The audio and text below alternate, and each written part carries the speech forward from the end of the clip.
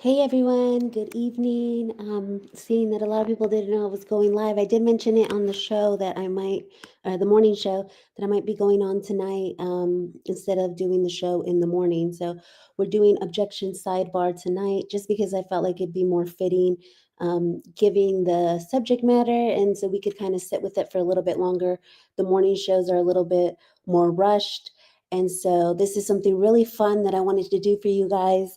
The title of today's show is Easter Egg 101. It's been one of my Roman empires, and as you guys know, the content that I put out is usually things that are my Roman empires, and so I create content from it. And that Roman empire is called the New Romantics theory. And so we're going to get into how that applies to T12 and Taylor Swift's new album, The Life of a Showgirl. And we're also going to get into different aspects of the songs that were dropped yesterday of the album and whether they correlate to Blake Lively. I know we've had a lot of creators making connections, and it's super great because that's part of Taylor Swift's brand is to get us talking, to get us, looking into things. And I love, if you guys don't follow Ashley Brianna Eve, I just learned today her name's Ashley Brianna Eve. So let me say it right, Ashley Brianna Eve, um, on YouTube and X, if Laura can link it. But super great. She talks about branding, PR, and marketing. And one of the things that she talked about on today's episode, you guys should really go check it out, is gamifying your brand. And that's kind of what Taylor Swift does. And so today, it's titled Easter Egg 101 because I'm going to teach you guys a little bit about the different types of Easter eggs that Taylor Swift and her brand kind of have, because it's different. Easter egg is kind of like the broad term, but there's different little niches in the Easter eggs and what people are looking for. And so we're going to answer the whys. Why is, are we doing the Easter eggs, the hows, the whos. So it's going to be a really cool deep dive. I'm waiting for everyone to come in. Hi, Amy. It's been a wild week since last Thursday, and I've been catching up on lives. Sorry to drop another one on you, Amy, but I really just wanted to get it out because it's been in my head since she first went on, or we had the trailer for the podcast. And so, yeah, you guys can go and find Ashley's YouTube linked here, and I will link it in the description. I will seriously try to remember as well. Hey, DFJ, how are you? And we have Wrathful here, Joy. So we got the whole crew here. I appreciate y'all stopping by. So yeah, we're just gonna get right into it. Yeah, Amy's saying she's missed so many. And Quarter says, everyone listening today while I play Match Factory. Okay, yeah, this is gonna be a good one. So I hope that you guys get some value out of it. I'm super excited because, Taylor Swift season has arrived and we're going to, be in it until October and probably even after. This is a lifelong thing for some people where they've been following it through, her career, all the Easter eggs that have been dropped, connecting all the dots. And so it's fun to finally join in. I was not a Swiftie, admittedly. I did listen to her music and I did like some of it. But I wasn't very fond of her. And honestly, let's thank Blake for that, because once she entered the chat, I started to just become, get endeared by her. Her and Travis Kelce's relationship. And then I know Ashley Brianna Eve did a episode on, she actually predicted a bunch of stuff that she should do. When she got dragged into this mess, she said that Taylor Swift should, go back to her, how she used to be, like the old ways, more like Girl Next Door. She should do a smaller podcast. And it's so funny. If you guys haven't watched her episode on that, go check out her YouTube. But that was another intriguing one where, she was like, this is what I would do for PR. And then it turned out that's what ended up happening for her. So that kind of endeared me to her. Her relationship with Travis and just, this whole Easter egg stuff. I fell into the New Romantics theory before the album came out. Actually, it was about 2 months ago, maybe, while scrolling TikTok. And I was like, oh my gosh, this is so fun. If you guys follow, Blake Lively and Justin Baldoni, a lot of the fun. Well, I mean, it's not fun, but a lot of the cool stuff about it was the sleuthing, the Easter eggs, and especially with Ryan Reynolds, and we're going to discuss him and his part in the Easter egg movement. That's why I have the A in the back. He posted that an hour after Taylor Swift dropped her album. And so, yeah, we're going to talk about Ryan Reynolds. And that was, one of the things that we did was try to sleuth out all these Easter eggs that he was leaving. Um, and so this is something that's, outside of the court stuff that's kind of fun. It still, comes back to Blake and Ryan. And yeah, so let's get into it. I feel like we have a good little crowd. We let people kind of come in. So it's going to be a little educational, a little fun. And we're going to, let me put up my banner real quick. That this is just for entertainment purposes only, allegedly. Like, for real, don't sue me. Okay? We're just having fun. So I'm going to go ahead and get right into it with, hold on one second. I'm going to go ahead and get right into it with, let's see, I believe it's, oh, let me bring it up. I hate it when I don't have it, the thumbnail right up in the beginning. Oh, do I not have that? I might have accidentally closed it, y'all. There's always technical glitches, and Mercury retrograde is done, so I'm like, why is there technical glitches? Okay, so I don't have the really cool, let me see if it's in the history and I accidentally closed it. Because there's a really cool video I wanted to play for y'all that was like, nice to meet you, like what I say, what I say when I introduce people to the New Romantics. Well, maybe I'll post it on X because yeah, I can't find it. I must have accidentally closed it. So we're gonna get right into the New Romantics and what the New Romantics is. Let me pull it up. Sorry about that, y'all. I was like super prepared and I must have accidentally clicked it closed. Let me share the screen. If I find it and it's one of these other tabs, then that'll be funny. Okay, so I'm gonna go ahead and play this video. Let me see if let me know if you guys can hear sound because we always have that sound problem. So here we go. This is gonna be your intro to what is New Romantics and what is the New Romantics theory. So Taylor Swift is the main person in the New Romantics, and it's gonna explain to you what it is here. A mass coming out theory, the New Romantics theory, or any otherwise similar theory about a large group of artists and entertainers across all industries grouping together to slowly reveal some of the harsher realities and abuse that happens behind the scenes in the industry. Yesterday, Sir Elton John. We don't need to go into this part. Elton John is one of the New Romantics. So basically, you heard there what the New Romantics are is it's a New Romantics theory. It's often discussed in the context of Taylor Swift's music and the broader pop culture landscape. Refers to a group of artists and fans who are seen as challenging the established norms of the music industry and creating a new, more open and authentic form of art and expression. So these are some of the artists that are part of the New Romantics. You have Paul McCartney, Taylor Swift, Beyonce, the One Direction guys. You have Jay-Z, Britney Spears, Halsey, Justin Bieber, Selena Gomez. And it spans different industries. It's not just the music industry. On the right, you also have some people who are in the film industry. And if you, let me zoom in here.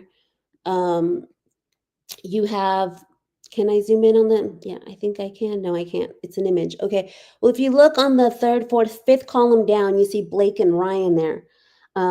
They're also part of the New Romantics. Ew, I see Blake and Ryan. Yes.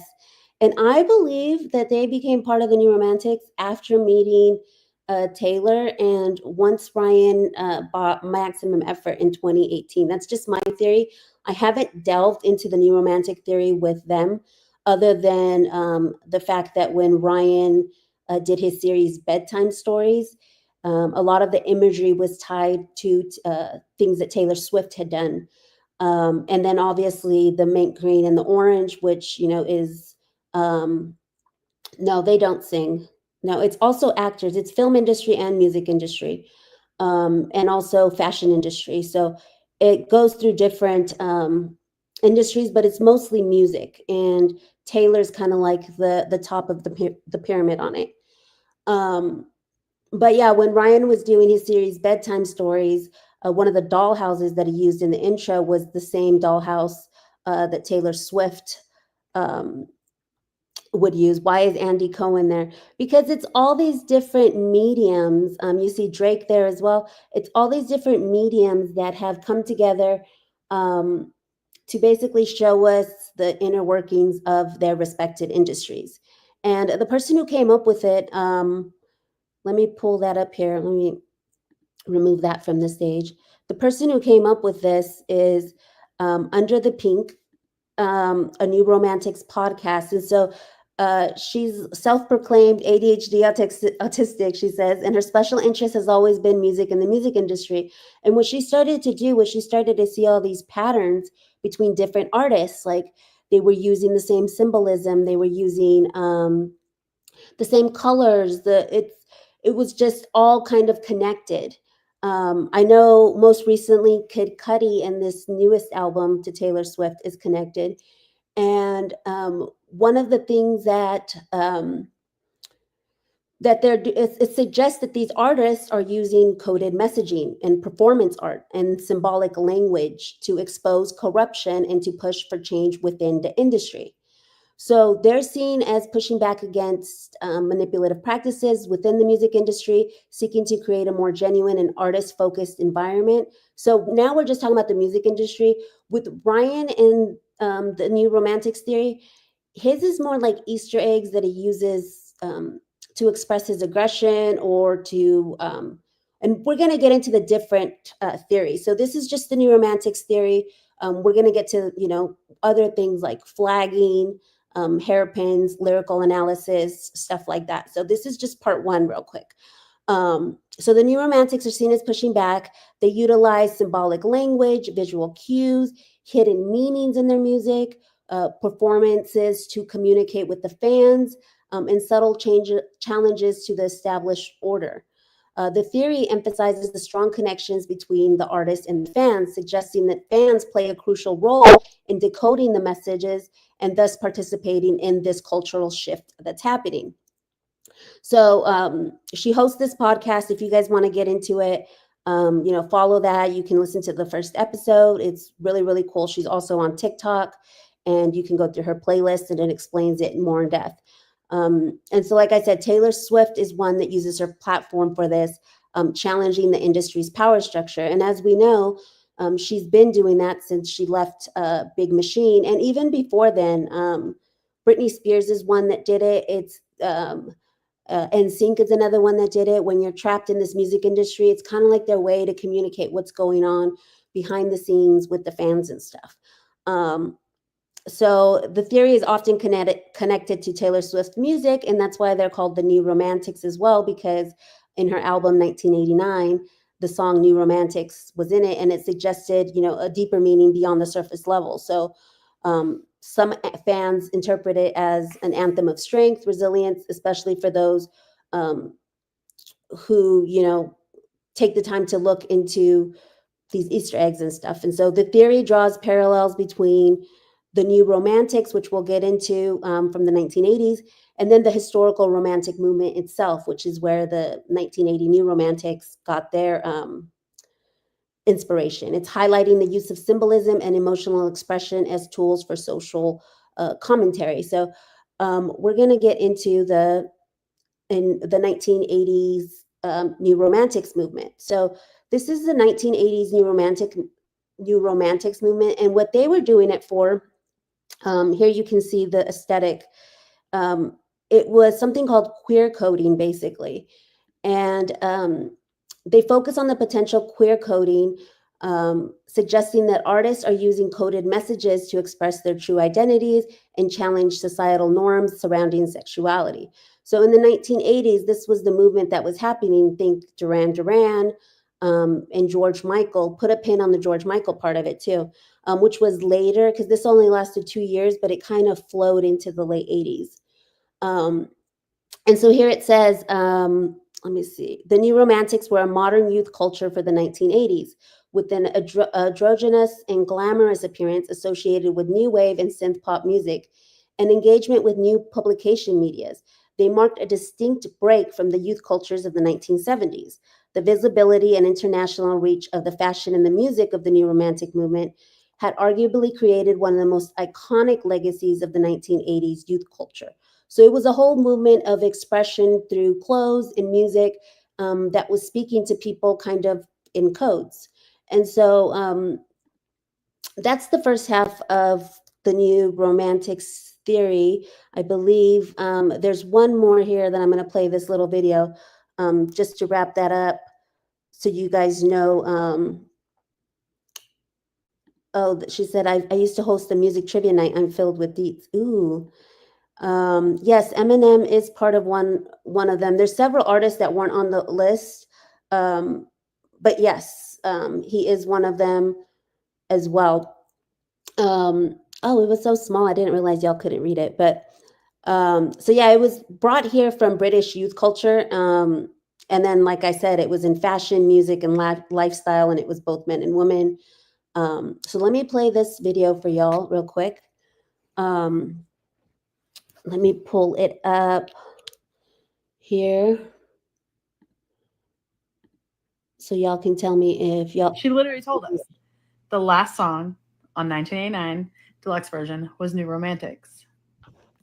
The first song on Reputation was Ready for It, Let the Games Begin.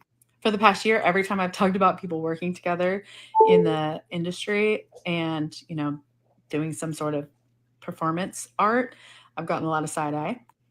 But I think it was obvious during eras that like something bigger was happening. And then that's how we all got whipped up into this Taylor frenzy that we're all in now. But it's performance art. I was about to make another video talking about the YouTube video that I'm making, and it clicked for me. For a super quick summary, the Romantics were back in the 1800s. There was an emphasis on the importance of the individual. They were fighting against the establishment, using your own ideas and individualism, stressing the importance of expressing authentic personal feelings. That included painted art and drawings and books and plays and music and architecture and all kinds of art was included in that. Man is born free and everywhere he is in chains. That is a quote. Seen a lot of chains. Dissatisfied intellectuals and artists challenged the establishment. The idea that people should follow ideals rather than impose rules and regulations. The healing power of the imagination. It can enable people to transcend their troubles and their circumstance. Considering the state of the world, I would say we've all had a pretty decent summer, considering we were able to distract ourselves from the bullshit happening with all of the stuff going on. Their creative talents could illuminate and transform the world into a coherent vision. They influence politics and worldviews. The importance of being individual, but also advocating for mankind. In her song, The Lakes, Taylor says, "Take me to the lakes where all the poets went to die." And she is talking about the Lakes District. And that was the first round of Romantics. Everyone always says that she was referencing William Wordsworth, but I think she was referencing his sister, Dorothy. Dorothy influenced her brother, but most women were generally confined to domestics. And I'm going to pause it here with female poets because she also gets into Taylor Swift herself gets into Shakespearean stuff and really makes us think on another level as far as reading and getting into these like deeper poetries, like the very first form of expression through before music, it was poetry and stuff. So let me just. They even address gender issues. The point being is that they are the New Romantics. This group of artists that are working together that gets bigger literally by the day are each doing individual art. So music videos, songs, TikToks, all kinds of different media, paintings, drawings, everything under one cohesive message. And that is anti-establishment, be individual, be able to be yourself, but fight for the good of everyone and inspire people's imaginations. and then use all that social power for good. We definitely need it. So hopefully that explains why things like this are happening with all of the staged things where every single part of eras has a message and a message within a message and an art piece within an art piece, and everyone is connected and everyone is using the same symbols.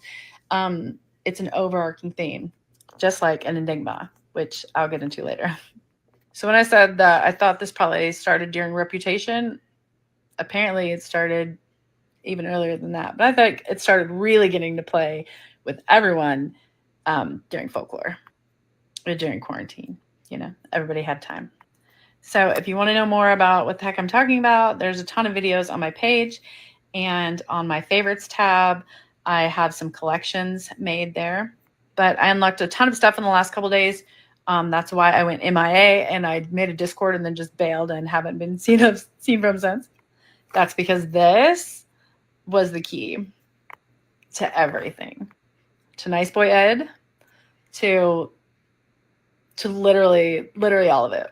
And it's way too much to put in a TikTok or even a few TikToks. So I'm going to make a YouTube video and then I will be able to break it down into smaller sections for TikTok. All right, so that is the same creator that I told you guys about earlier, Under the Pink. And so you guys can check her out on TikTok. So she kind of further explained what that movement is. So we're going to get into the second half of this for anybody that's taking notes. I saw a comment that I pinned. Amy Shepherd, is there a cheat sheet for the codes? No, I should make like a little cheat sheet, huh? So the first part of it is analyzing the Easter eggs through the new romantic lens, right? What are they trying to say about the music industry? What are they trying to? How are they trying to expand your imagination? Things like that. So that's one way to Easter egg hunt. And Christina says they brought up Hamlet during the interview or the podcast. Yeah, they did. And so she very much helps like the youth go back into the literature, like poetry and things like that with her lyrics and her Easter eggs. And we'll talk about that a little bit more when we get to the fate of Ophelia that everybody's talking about. So let me pull the live comments back up. Blake and Ryan should definitely not be on the list. Maybe they were on there at one point and then, they're no longer a part of it. I'm not sure, but that was the compiled list since it first had started. And we do know that Ryan has used maximum effort for Easter eggs. And Blake and Taylor were obviously best friends. So, when they were going out with their fashion, all of that stuff was dropping little Easter eggs. So, yeah, I also thought like, why are Blake and Ryan on there? But there has been intersecting things, especially when, their friendship was at its peak. Yes, we're going to get into Blake's character named Ophelia. We're going to get into that part when we get into the Blake Lively stuff. So the next part is performance art and the performance art of it. So this is how it's done, right? It's through performance art. So I'm going to go ahead and play you guys that little snippet. The podcast that she specifies for younger fans, I wanted to show them performance art. For people who don't know what performance art is, and then they go and look up, well, what's performance art? And then they see what traditionally performance art has been, and it's a wink and a nod. It's saying, hey, go put some puzzle pieces together. What's performance art? Why did I even need to introduce them to each other? Like, why did I need to introduce my fans to the concept of performance art? She's dropping seeds. She's planting ideas. It's a wink and a nod. It's a nudge to say, hey, what else could be performance art? And so that's where, we I think get it's into the different types of performance art, whether it's visuals, whether it's she's going to explain it here, her Eras tour. We're going to see that. Let me play this little snippet here. So this is what she was talking about, that she was talking putting about. together this tour, I had some really lofty goals I wanted to reach conceptually, because I wanted to show fans, and especially younger fans, visuals and sort of performance art references that were really important to me as a kid, and what inspired me to want to do this, right? So like, I wanted to put elements of musical theater, Broadway, ballet, you know, scenery that you would see in an opera, kind of thinks like this. I was about to say, I watched the whole tour. I just thought it was amazing. I didn't notice. But that's exactly it. I wanted it to be references that I thought were really high concept and really high value for fans, and for them to see things they hadn't necessarily seen before, all in one concert. But I wanted to do it at the highest intensity, rapid fire. You're seeing something new every 15 to 30 seconds. And so it feels like you're scrolling in an algorithm, right? Yes. And when I heard reports. Okay, so you basically hear her saying that, you know, she wanted to give her fans something to look more into. And so that's part of the Easter egg. And she's trying to make you think, to dig deeper, to see the signs, the symbolism. And we're going to get into one of her performances here. KB says, Taylor's such a dork. I love her. I love how she's not cynical. Travis is so good for her. And I ship them. I ship Liam and Pamela, Liam Nielsen and Pamela Anderson. And then now, you know, I'm a Swiftie and a Travis Kelce shipper. They're super cute. And if you haven't watched the podcast, like, please go watch it. I've had friends, guy friends, who don't even like Taylor Swift that have watched it and enjoyed it. So yeah, if you haven't watched it, but here is, I'm going to play one of her performances real quick. Let me share this tab and kind of zoom in. And so this is where she was already hinting at Life of a Showgirl. And I'm going to tell you like what the symbolism is here after we play it.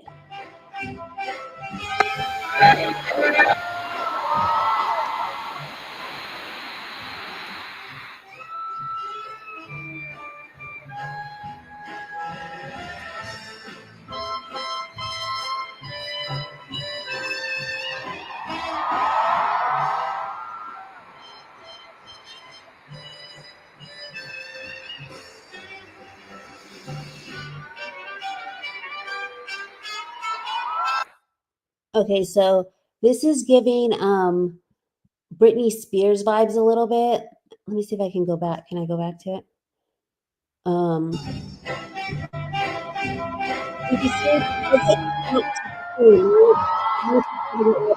Gotta get ready to perform.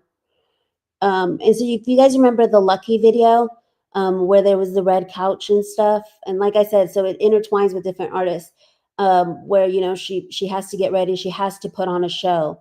And so what this is talking about is the life of a showgirl, the music industry, having to perform. And you see right here, she's gonna do like a little tantrum. I don't want to. And then the coat that she puts on is like kind of from Britney Spears. Remember when she did Circus? Look at the coat.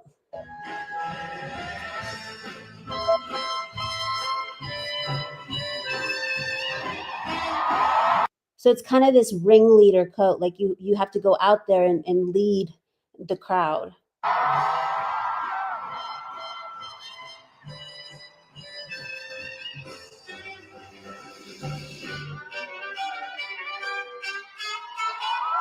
And then it's like you're on. So let me just X that out.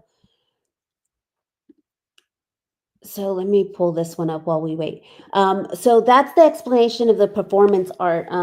It's through different artists across different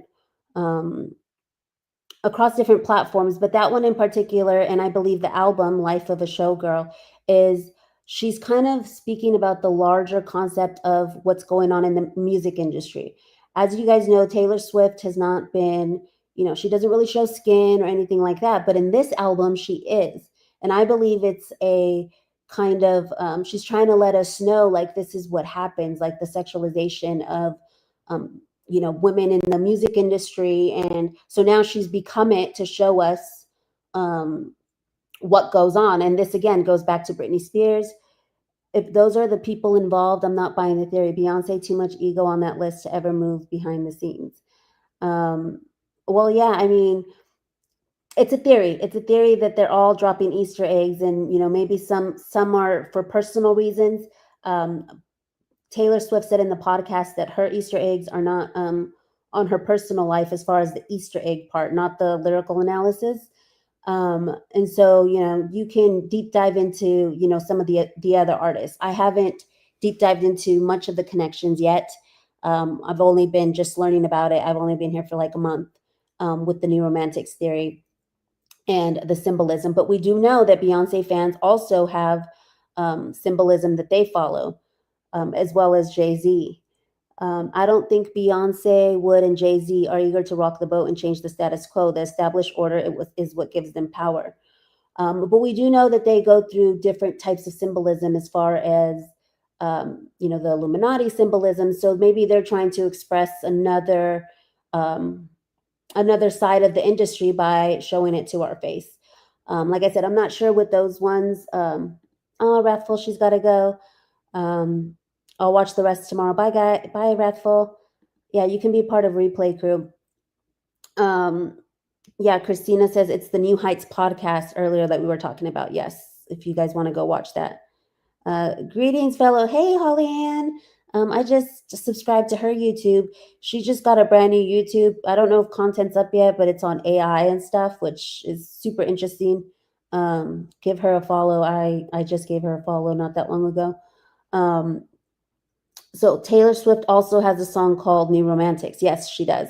And so that's why it's kind of called that, because it kind of started with Taylor Swift a little bit. And so we're going to get into the new album now. So we've learned about the New Romantics theory. We've learned about performance art and how that comes into play into all of it to make us think, to show us different aspects. I listen to a lot of classical and they don't do Easter eggs. No, they don't. But Baroque, is that what you call it? Okay, so we're going to get into the album. Let me see if I can zoom in into this, the track list, The Life of a Showgirl. Okay. And so this is where we get into the fun part with Blake. I know this is like everybody came for the Blake tea. As you guys know, the first song, it's already been talked about, The Fate of Ophelia, right? And with that one, we have Blake Lively as, let's see, where is it? Blake Lively and Savages as Ophelia. And here you see some of the takes from Savages, and she's wearing the orange dress with the green. And so, right there, that's kind of, connecting her to Fate of Ophelia and Savages. Obviously, there's also symbolism in what the character is, Ophelia. Ophelia Osage is caught in a messy love triangle and ultimately betrayed, manipulated, and kidnapped. So you can say it's a play on, with the kidnap and manipulated, you can say it's a play on the music industry. But if you're going, just full on, this is Blake Lively, her character here is surrounded by deceptive alliances, people who smile to her face while plotting against her. And so the label of Ophelia, when it comes to Blake, is very betrayal coded. That's the kind of vibe. So that's what I dug up with that. And then, of course, we know the Shakespearean Ophelia. She was kind of a symbol of like innocence lost and someone whose choices triggered, cascading chaos. So we can get into, that part of it if you wanted to, like the actual Shakespearean part of what Ophelia symbolizes. But for this part, since we're just going full Blake symbolism, definitely it could be about her. As you can see, you got the orange and the green there. And then if you guys look at the cover of, did I close the window? Can I not find it? Oh, that's the one I'm on. Okay. Let me go back to the cover. If you guys look to the cover, let me see if I can zoom in. It's the bathtub, right? And it says Life of a Showgirl in the orange and stuff. Well, if you look, the reason why I think that the song, The Life of a Showgirl, this is the one that I'm going with. I know everyone's going with Ruin the Friendship, Fate of Ophelia, or what was the other one? Canceled. But I really thought it was going to be The Life of a Showgirl. Why? Because that's the title of the album. And if you see The Life of a Showgirl here, and then if you go to Blake Lively and Gossip Girl, you see her in the tub underwater here. So it's almost the same imagery. And if you look at the title, it says The Life of a Showgirl. Blake Lively was on a TV show called Gossip Girl. So it's a stretch, and this is kind of like where Easter eggs, we're going to get into some fun ones that I found on TikTok. A lot of people make their own interpretations and see what they land on. And some people are part of the queer coded stuff. Some people are part of the new romantic stuff. Some people do Easter eggs with performance art related. So there's all these different ways that you can Easter egg hunt with T12. So this is, and now obviously with Blake, because we know that she, Taylor does put in her personal life when it comes to lyrics and the music. We know she did it with Kim and Kanye. We know she did it with Matt Healy and, a lot of other people in her life through music. So it's not far-fetched. And right before I got on, someone else clocked that Sabrina Carpenter, who has supported Justin Baldoni, is in this song, The Life of a Showgirl. And so that was like another little Easter egg that someone found like right before I hopped on. And then I can't get into the lyrics because obviously they're like legal lyrics, but the chatter, I can get into what the chatter is about the lyrics, is that the beginning of the lyrics in Life of a Showgirl is her name was Kitty, right? And if you guys remember, right before, right after she did It Ends With Us, Blake Lively did this photo shoot with Hugh Jackman, and in it, starring Blake Lively as the cat. And so if those lyrics and the chatter that's going around is, her name was Kitty, she's the cat, and you can see there's the picture of her as the cat. And then you also see the jewels and all that stuff, and you can see the jewels in the bathtub over here. Let me pull this one up. She's got the jewels. And I also thought like the bangles might be towards Blake Lively, but obviously, like I said, this is all for entertainment purposes only. You don't have to like take it as Bible. I'm too much of a casual listener to pick up on it. She does it in a way that's fun, at least with this album and podcast. Yeah. They hide clues in the music, including notes, LOL. So yeah, let's continue to another song. So that's why I'm putting all my eggs in a bag for She Stole the Jewels. Yeah. And it also goes back to stealing jewels, right? Blake Lively stealing the jewels. And then do you guys remember Reputation era? She's in the bathtub full of jewelry. And a lot of people thought that alluded to Kim Kardashian and her, the robbery, the jewelry heist. And so see how it all kind of ties in? Yes, Christina, these are just theories, just for fun, entertainment purposes. We're just kind of sleuthing it out and having fun with it. And I'm just explaining the different ways to follow the T12 album and the different Easter egg hunts that you guys can go on.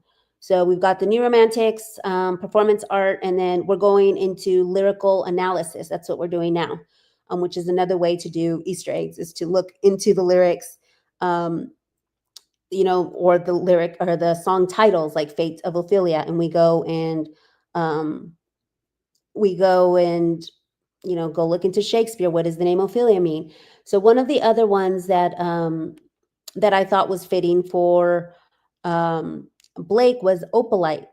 Opalite. So opalite is opal. We know that Taylor Swift loves to wear opal, but I also found that in Gossip Girl, Life of a Showgirl, Blake Lively was wearing opal pink earrings, as you can see there.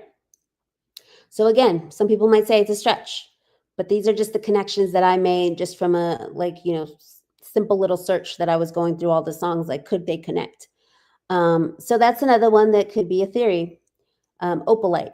And now we're going to go into, this is another lyrical analysis, alleged. Obviously, we don't know the lyrics, and this is just chatter I heard, that in the song Wish List, number 8, this is where we get into Ryan, because there is a lyric in the song Wish List that says, all you care about is collecting. I'm not sure if it says collecting, because obviously this is just chatter. It's something about brand name watches, and your wish list just consists of collecting these brand name watches. And then when I had heard that and then I Googled it, this is what came up, that Ryan Reynolds actually collects watches. He's got a giant watch collection, and it's like his whole thing.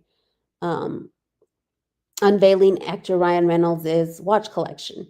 So I was like, maybe, that has some lyrics towards Ryan there. And then I think I had one more connection. Let me go look. Or that might have been the last one. Oh, okay. So the other connections were kind of, I didn't have a tab for it. So father figure, remember I told you guys to pin the father figure from George Michael. There's chatter that it might sample father figure from George Michael, but I also thought that could be about Ryan, because he's got like the father figure issues and stuff like that. So I'm like, it could be a slight towards him, because remember, in Reputation, she went after both Kanye and Kim. So I'm like, we can't leave Ryan out of this. And I know that the chatter is that this is a positive album and that she wrote it during eras when they were still friends, which ended in August, but she did re-record some pieces in the spring, which was March or May, which was right after the February phone call, and all that stuff. So that's why, again, we're just kind of having fun speculating, and all that stuff. Actually, Romantic, I feel like it might be like an ode to the new romantic theory and that movement, an ode to the fans. And so, yeah, the last one I'm going to say is eldest daughter, because you guys remember she's godmother to Blake's eldest daughter. So I was like, that could be something there too. So that's all I got on the Blake and Lively front. And so we're gonna get into what so we did what did we do? We did Easter eggs. Okay, so I think we're going into flagging. Let me go look at the oh no, we're going into how each artist work together. So this is one example. So I'm going into the TikTok examples of all the Easter eggs that people have found. So this is one of the new romantic Easter eggs that someone has found. I'm going to go ahead and play this one. There happened to be both colors. And the more I looked at it and thought about it, I kept making more connections. So let me show you.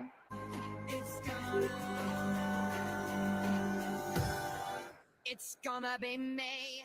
In Sync, No Strings Attached, where they're referencing the music industry by depicting themselves as puppets on a stage with show curtains. This album was actually released following the band separating from their management and label, as well as a long legal battle, which involved control over their masters. There's so much more when it comes to their legal battle, so I recommend you look it up if you are interested.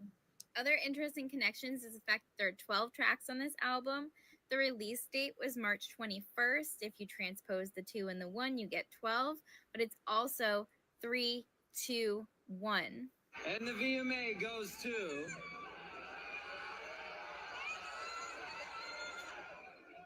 the unstoppable Taylor Swift.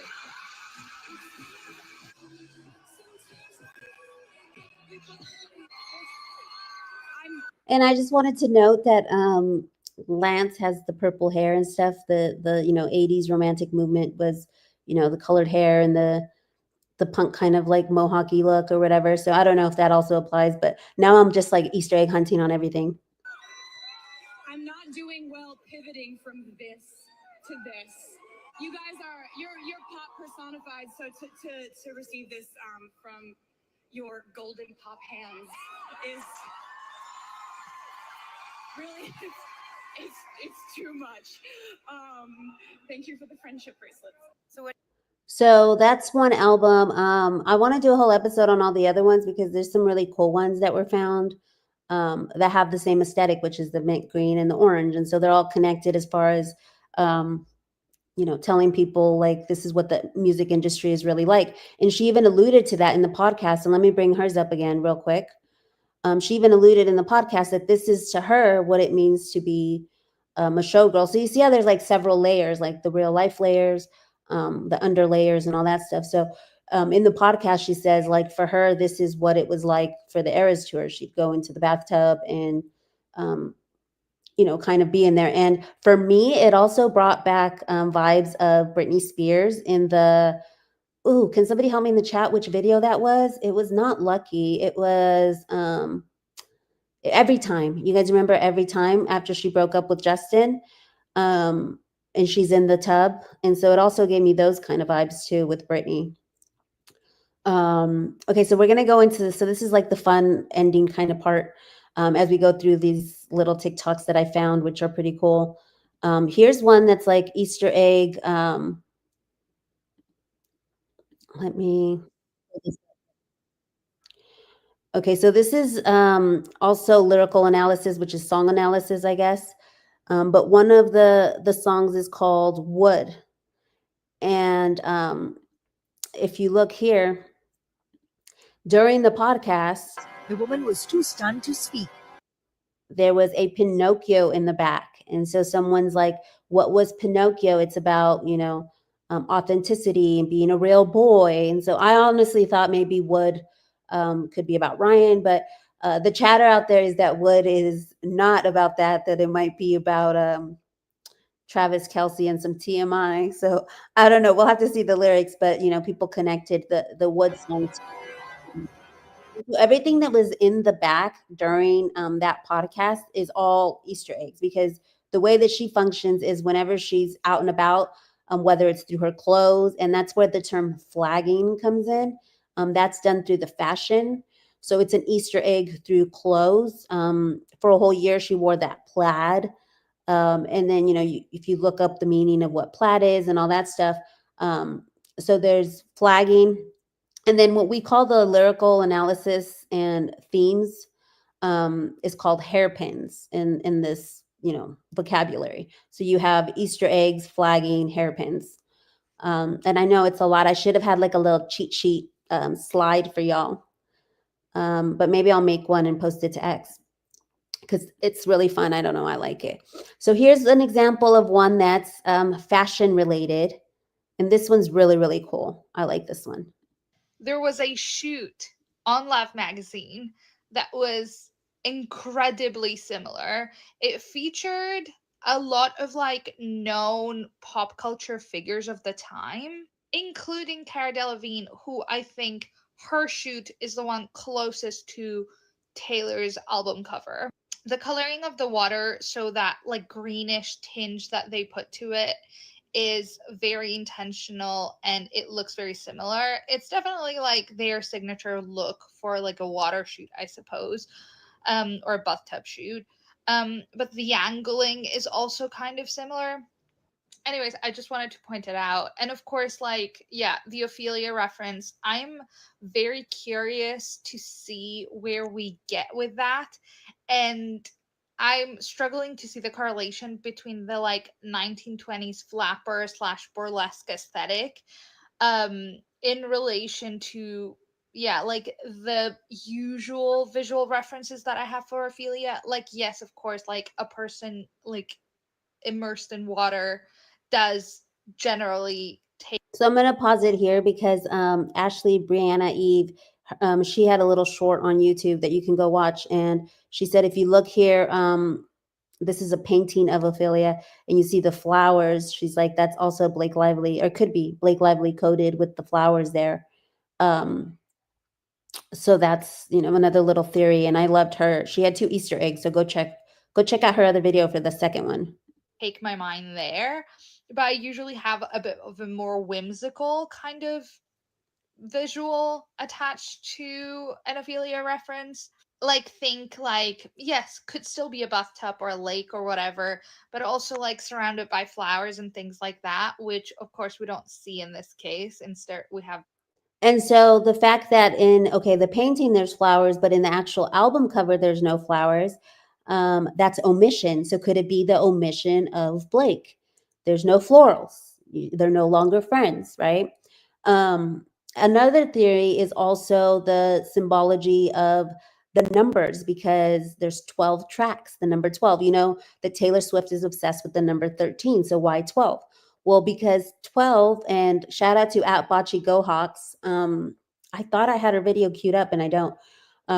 Shout out to at Bocce Go Hawks on TikTok, who came up with it. And I think it's like 6 pages of the numerology theory, because during her podcast, Blake Lively did say 2 things. She said, one, and these are the rules of the Easter egg hunting. She said, one, it's not going to apply to her personal life. It'll be music. As far as like her relationship with Travis. I don't know like whether that pertained to like the lyrical analysis, like how we're doing with Blake and Ryan. It could very well. And, you know, those rules are no longer at play, but I believe she meant it like towards like her personal dating life. And then the second thing that she said, dang, now I lost my train of thought because I went down a rabbit hole. Let me think. We were talking about, the omission. She said that she loves numerology. And so that's another thing, is that we should be looking at the numbers and how they add up. During the podcast, she at the very end says like, now, like cut it off. And it got cut off at, I believe it was like 44 minutes with 11 seconds or something like that, or an hour and 44. And so some people added those numbers. And so that's another fun part of the Easter egg hunting, will be the numerology for those that pay attention. And then I guess the rest of the half, they said it was a glitch. And the other half of the podcast ended up on Spotify without being recorded. So we don't know if it's an actual glitch or if this is all part of the Easter eggs, but numerology is one. And 12 is the omission. The numerology of 12 is like omitting something. So, you know, maybe that could be losing a friend or something like that. So let's continue. Jules. And I also obviously want to point out that a bathtub shoot for The Life of a Showgirl does also take us back to, of course, this visual from Taylor from the Look What You Made Me Do music video, which, of course, again, links directly back to her feud with Kanye West, her cancellation, which is also going to absolutely be mentioned on the album. So while she mentions that the reason for her wanting this cover to be in a bathtub, like it links back to her post Eras Tour concert rituals every day, I do think there are other elements up. And there you see, this is the picture I was talking about for Reputation, where she's in the bathtub full of jewels, where people were like, is she mocking Kim? And then other people were like, no, it's part of a deeper theme. But you see here, she's in the bathtub full of jewels. Now the jewels are gone. She's just in the bejeweled outfit. So, you know, it's the same smoky eye, the same red lip. It almost seems like the same tub, right? So yeah, let's just finish this. Play there. All right. So the next one, let me, before I get into the next one, get into some of these comments that I starred over here. Holly was saying that opalite also had themes of Leo, which is strong in Blake's astrology and should be avoided by people who overindulge. There might be shade in that reference. Ooh, okay. And then she also says it's also used to treat or refers to marital issues. So it could be a slight on Blake and Ryan's marital issues. Let me share that tab to get it ready. And then Quarterface said, I have to Google plaid now. I spent the day shopping for plaid. Ooh, coincidence? Or is this symbology? You're part of the movement. Later we'll get into, I want to do another episode because obviously this is going to go through October. So it's just going to be something fun that we can do together. And the fishbowl theory is really fun. And it might apply to this. It's like we're all connected. It's not just the music artists are connected. It's like the world is connected into the symbology. So that would be a fun episode to do that. So plaid means clan and rebellion against the mainstream. I'm sure the Catholic schools were not thinking this. Oh, plaid. Oh, that's funny. Dr. J says CJ needs a name for her audience. Should be known as the deep divers. Ooh, I like that. I like the deep divers. DFJ says she calls us citizens. Yes. Like citizen sleuth, citizen journalists. I do call y'all citizens, but we can vote if y'all want to be deep divers as well. But yeah, no, y'all been citizens for a while. I'm the voice of the citizens. I'm the citizen journalist. Oh, Dr. J says, I'm new. I didn't know that. That's cool. Yeah. But I love the deep dives. Like that's all we do. Super sleuths, deep diving, and all that stuff. So this next one is kind of the reason why I'm playing it is because I'm gonna transition into why I'm doing my vertical series for my Crime Chatter channel. It's on inmate 214, 163214, who's the Idaho 4 Slayer. We don't say his name. But I'm doing a series on it, and it's about art imitating life, imitating art. And it's something really, really cool that I have been into. I mean, obviously that part isn't cool because of what happened, but it's we did an episode, me and DFJ, I believe DFJ was on it, on how films, I think it was at the end of one of our inmate 214 episodes, where we discussed the film I Know What You Did Last Summer, and we discussed horror films in general and how they apply to all of these cases and stuff, and the psychology of it. Yeah, DFJ says I remember 214 is psychologically fascinating for a scumbag. Yes, and so we're doing a small vertical series. I believe it'll probably be about maybe 8 minutes. I'm going to try and wrap it up in 8 little episodes, 1-minute episodes, and it's going to be on art imitating life, imitating art, and all the different aspects. So that's why I like this theory, which this is a lot more funner and soft. This isn't about inmate 214, but let's look at how art imitates life, imitates art. Wait, art, life, art. Let's just play. Let me just roll the clip. She is our literary expert. But as far as the visual aspect, Hannah touches on it, but I want to go a little bit deeper in it from a different angle. As you can see here, we have Taylor. She describes it in her bathtub after each show. Would assume like an ice bath type thing, which kind of checks out because we've been hearing she's defrosting, she's defrosting, she's defrosting. I also see like the shattered glass, which gives me the illusion of the shattered glass ceiling. She broke the glass ceiling. This is a painting depicting the fate of Ophelia. It's called The Fate. It's called Ophelia. It's by John Everett Millay. Now here we are again, back at the turn of the century, 1851 to 1852. It captures her floating in the stream surrounded by various flowers that she was gathering. Her face. And remember, guys, the Romantic era was in the 1800s, for those of y'all taking notes. 1851 to 1852, so part of the Romantic era. Was serene and her body was seemingly at peace. Seemingly at peace. The painting, renowned for its meticulous detail of the natural flora and emotional intensity of the scene, has become the definitive image of Ophelia's death in the public imagination. Now, the model for the painting, Elizabeth Siddall, endured significant hardship during its creation, spending hours in the bathtub of water to achieve the painting's effect. It resulted in her contracting a severe cold. In 1851 or 1852, a cold will not end well. Bathtub. This has so many layers, and I'm going to have to come back to complete it. But this is what I mean by they're watching us, because this painting was a part of a series I did. The story behind it ended up becoming the way the painting was.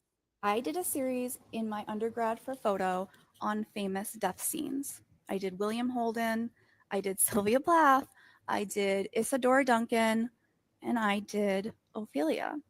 But I couldn't find a model willing to do Ophelia, so I did it myself. But I went to university in upstate New York, and it was winter. Do I regret it? No. Did I get sick? Yeah, I did. Here we go again with art imitating life, imitating art. Now that's not really the point of this video. The point is Taylor in a tub replicating the fate of Ophelia, which was not pretty. It looked pretty, but it wasn't really if you understood the story. It looked pretty, but it wasn't if you understood the story. But where have we seen this film before? Oh, that's right here. But where have we seen this film before? That's right. And there you have it, y'all. Brittany in the Bejeweled tub.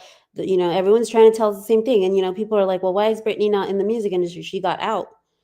She no longer had to communicate to us through her music because she finally got out. Here.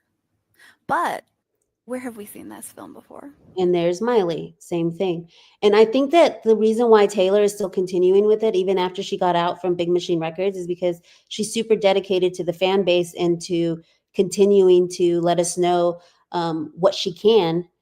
Because obviously, you know, there's so many layers to it, and we're gonna get into like another episode where I get into like the Diddy of it all and why he changed his name to Love and all this stuff. There's like so many layers. Like we could probably do a couple episodes on this. But it's definitely one of my Roman empires and something I want to come back to. But then, okay, so then you see her, and this is the Black Mirror episode, Ashley O. And what was that Black Mirror episode trying to tell us? Warn us about these girls.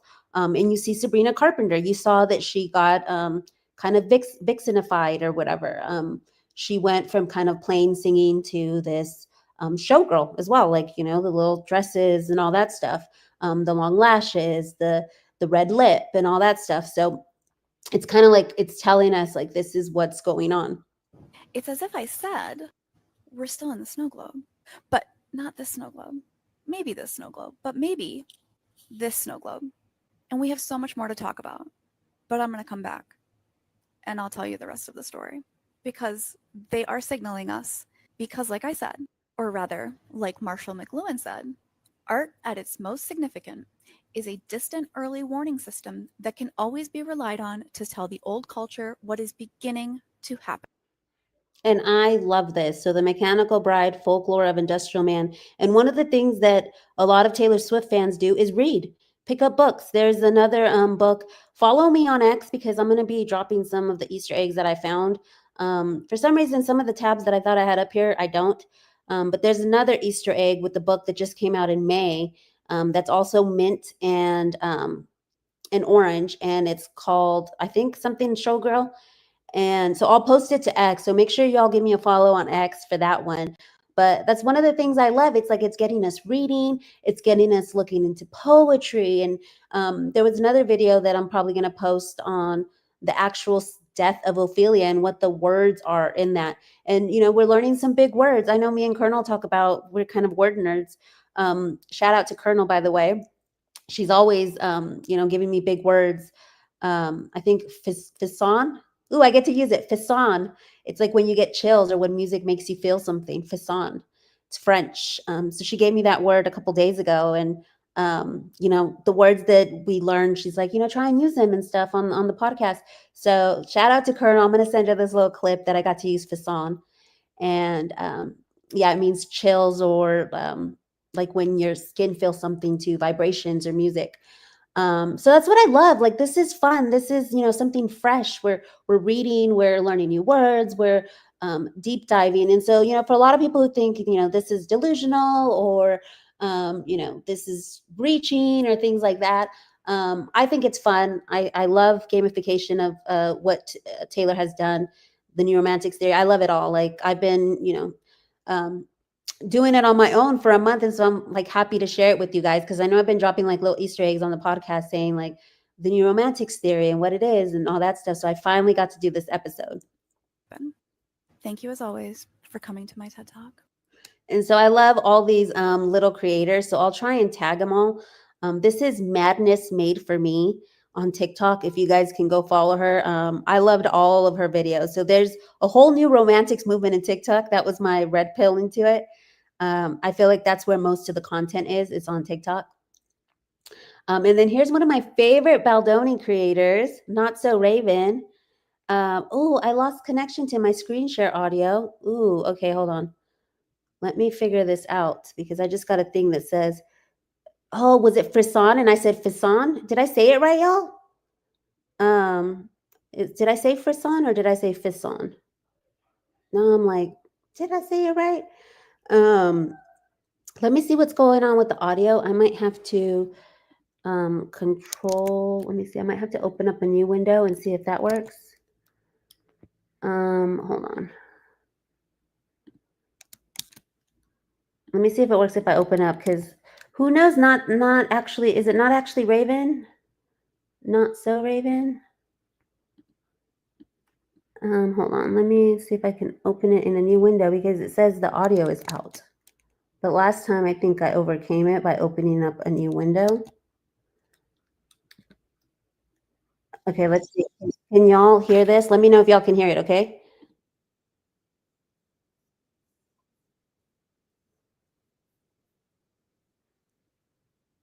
Can y'all hear it?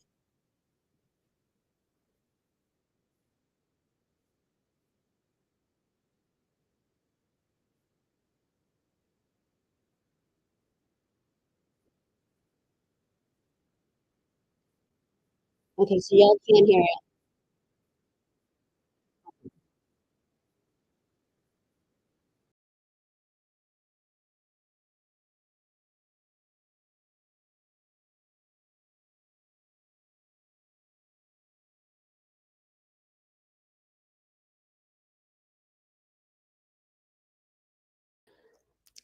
Whoops. I accidentally logged off. That's the second time I did that where I accidentally hit the black button or the back button. But maybe now y'all can hear it. Hold on, let me see if I can pull it up. We only have 2 more videos. Second to last one. So let me see if now y'all can and y'all, I'm gonna do an episode one day. There will be one day that I do an episode where there's no technical difficulties. I promise y'all. I'm gonna work hard for that. We almost got through it. We had 2 videos. Usually I have audio issues, and I was like, I really hope I don't because I have so many videos. Let me know if y'all can hear this. Okay, let's see. Back on because TS12, what? Excuse me, Taylor? And in the spirit of Delulu, does anyone else's mind go to this in terms of like orange and green? I know she hasn't revealed the cover of the album right now, but my mind works like this. Orange is red and yellow. So is this a nod to the Kelsey brothers, especially being that this week's podcast for New Heights is going to be a special episode with Taylor? And if that's the case, was the whole Kelsey on stage also another massive Easter egg?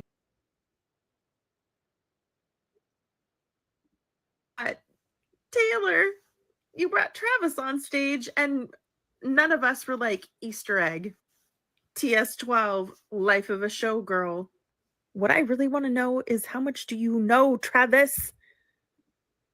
How much do you know, sneaky Uncle Travie? Okay, tell me what all your delusions are with this new situation that we found ourselves in. The life of a showgirl. Taylor! See you next era. Era? I mean, is Taylor potentially the next Aussie situation where like she's so invested in her art and performing that she's going to perform in her final days before she leaves this earth? Like this The closed caption said Ozzy, but she's talking about Ozzy Osbourne. This feels Delulu on a whole nother level. I need people to help me show me how hard you're clowning right now because I feel like, yeah, just what are your thoughts? What's going through your mind right now? How big is your clown car? Did we all And did I get Not Actually Golden? And it's Notorious Raven. What did I say? Not Actually Raven? I think I got them mixed up. But y'all go follow Notorious Raven. She's the best. She's got the best Roman Empire. She had a video the other day, whatever happened to the mid-size suitcase. And just, she's super, super fun. So why don't y'all go comment on her video? Tell them CJ sent y'all. And y'all drop some Easter eggs in there of what y'all thought about the show, or what Easter eggs y'all liked, or any ones that you guys have found, because it says right here, what's your clown conspiracies? Because it feels like it's delusional, right? But it's fun, and we're like, super invested. At least I am. So y'all go drop a comment on her and give her a follow. I absolutely adore her. I was really, really happy to be able to feature her. And so this is a first timer. We're gonna go with this first timer as we end the podcast here, or not the podcast, the stream. I have one more video to show y'all before we go, but so this is funny because this is a beginner, okay? So for all of y'all who are just starting to Easter egg, don't feel discouraged. Here's somebody trying to do it in real time, and what they're doing, I believe, is flagging because it's closed. and I'm still not sure if I'm using the term correctly. So for any Swifties that are in here that know, and they're like, no, that's not considered flagging. It's only when it's Taylor wearing it or whatever. I'm still learning the terms, but so he dives in as a beginner, and this is, oh, it's a hoot. Okay, I think I'm figuring this out, Swifties. So she doesn't say a whole lot in the little teaser, right? Like 13 words. But she spends half of those words talking about the color of that man's shirt, which is not orange, has nothing to do, I think, with the vibe of the video. I think that he's wearing that color because it's the color of the Lions, which is another football team, my Swifties. Okay. And let's hold on now. What do we have here? The Lions schedule. What's this? What is that right there? 10-12. The Chiefs play the Lions. I don't know. I'm new to this. I've become a Swiftie because I'm trying to raise my daughters to be Swifties. Okay. And I think I figured something out here. All right. Let me know if I'm wrong. Let me know if I'm on the right track. What's happening? So I thought that was so cute because he's like, I'm just a beginner, but let me know. So that's Kraken_some_bourbon.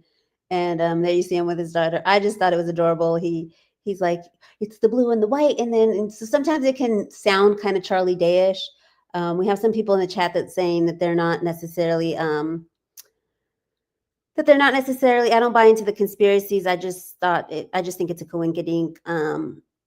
Holly Ann Sim says more than one hypothetical can be entertained. It's not crazy. It's multitasking. And that's why I gave you guys that's why it's Easter egg 101. There's several different ways to entertain it, from like a flagging perspective, entertain it through the fashion of it, through the hairpins, which are the lyrical analysis and themes, through the performance art. And I believe the performance artists are called performance art. There's like a name for them too. And then the new romantics as well. So there's, like I said, different layers on it. And I think I started a comment over here. What was it? Oh yeah, DFJ, does she ever confirm the Easter eggs or just let everyone have their own theories? There are some that she's confirmed and have crossed over. Like there was during her tour, she took a picture by the A12 sign, which was August 12th. And so a lot of people clocked that Easter egg way months before that was an Easter egg of a potential release album. And so it's fun when some of the fans get to clock it and then it actually comes true. So I think it's a mixture of both, DFJ. Sometimes she does. And sometimes, everyone just kind of has their theories. And some, it takes a couple years to connect because, she's been doing it for a while. And as you guys know, with the mint and orange, she was wearing the green skirt, and then the orange top in the Eras tour.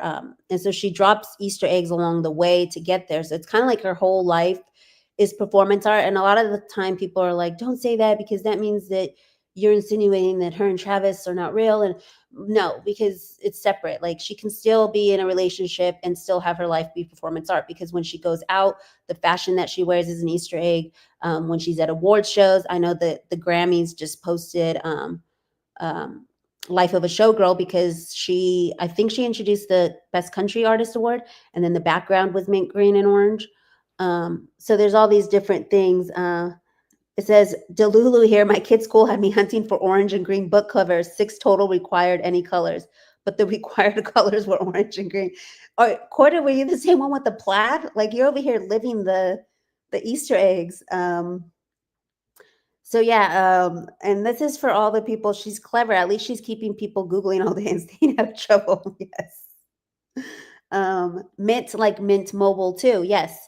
That was one of the ones I clocked with Ryan, where I was like, it's the exact Mint Mobile colors. And there was a lot of things where they kind of work together. That's why I'm like, I have to dig deeper into Ryan and the New Romantics movement. But I know that Ryan and Taylor had a lot of similarities. They had the bedtime stories thing with the dollhouse, and then I believe this Mint Mobile thing. So I'm wondering if at some point they were working with Clues together, and then now they've had the falling out, and they did it. And it would make sense if they were still friends when this color scheme came out. And Christina says, this is fun and lights, and it's so nice. So I leave y'all with this one because this is for people who say, like, I don't care about the album. I don't like Taylor Swift. I thought this was super cheeky and cool. Well, that's you. But on the other hand, me, Oh, I'm gonna turn up. But wait, Okay, well, that's you. But on the other hand, me, oh, I'm gonna turn up. So I thought that was kind of cute. Like we're gonna be here decoding things and all that stuff. So that's the show, y'all. I was trying to keep it within an hour, but we went a little bit over, 15 minutes over. But that is the show. What do y'all think? Is it? Oh, and I forgot about the A here. Ooh, last one, last Easter egg. So this A, everyone's like, oh, it's an Easter egg for Avengers, and it very well could be. But I thought it was in response to Taylor because, see, my theory is that now that they're battling, remember when Kanye and Kim and Taylor were battling, how they were Easter egging each other? Remember Kanye had the whole thing with the nude bodies on the bed, and it was kind of like a commentary on like what it takes to get to the top of the industry, I believe. When he had that display, that artful art. I know some people don't consider it art, but he had performance art of these nude bodies, and Taylor Swift was one of them. But they were kind of going back and forth with the jabs and stuff. And, you know, some people believe the jewelry in the bathtub was towards Kim or whatever. So who's to say that this is not what's going on here? And of course, for speculation only, entertainment purposes, allegedly. So an hour after she drops this album, Ryan puts this, and I thought Avengers, avenging, like, I'm going to avenge what you are doing. And then with the anarchy over it is causing chaos. I'm going to cause chaos and avenge, like kind of sticking up for his wife or something like that. And yes, it was an hour after the announcement. Kind of sticking up for his wife and stuff. And so I thought, you know, it could be that. And then I joked with Ashley, Brianna, Eve. Her little logo is the Anarchy A. And I was like, we know they're watching you because you got subpoenaed. So it could have been an Easter egg towards you, because the one thing with Ryan Reynolds Easter eggs is that he uses the Easter eggs to put out his frustrations or feelings about his own personal life. So kind of like the opposite of what Taylor was saying. And maybe we'll do a deep dive episode into Ryan Reynolds and the Easter eggs once I learn more about him. But I've only been new to it and scrolling the Taylor Swift TikTok. So that's it. Yes, Ashley's always on point. Again, y'all, please follow her. Like, she's one of my favorites. She does the PR branding, and today's episode, especially with the gamifying your brand. It's so fun. Look how much fun we had. Look how much fun we had. Yes, he just wanted attention. It could be, Christina, that he just wanted attention. It seems like these days he opts more for subpoenas. Yeah. So thank y'all. I appreciate it. Please drop a comment. It really helps on your way out. What Easter egg did you like? Was there an Easter egg that you found that I didn't talk about? Do you believe that Blake Lively is going to be in the album? You know, obviously these are just far-fetched theories, allegedly, and all that stuff, entertainment. But what theories did you believe in? And if you're part of Replay Crew as well, leave a comment below and let us know if you found any Easter eggs. What was your favorite part about learning about these Easter egg, how to hunt? And yeah, make sure you like and subscribe. We will not be having a show tomorrow morning. I'll post on YouTube and X. I'm going to take the weekend off to work on the Rebel Wilson vertical series, which I'll drop on Monday. And stay tuned on X for the schedule for next week, as well as the community here on YouTube. And then also I'm going to be working on that Inmate 214 vertical series as well. So I appreciate y'all for spending your night with me. It was a blast. I'm glad I got it out of my head and we were able to hang out and discuss. Thank y'all. Have a great night.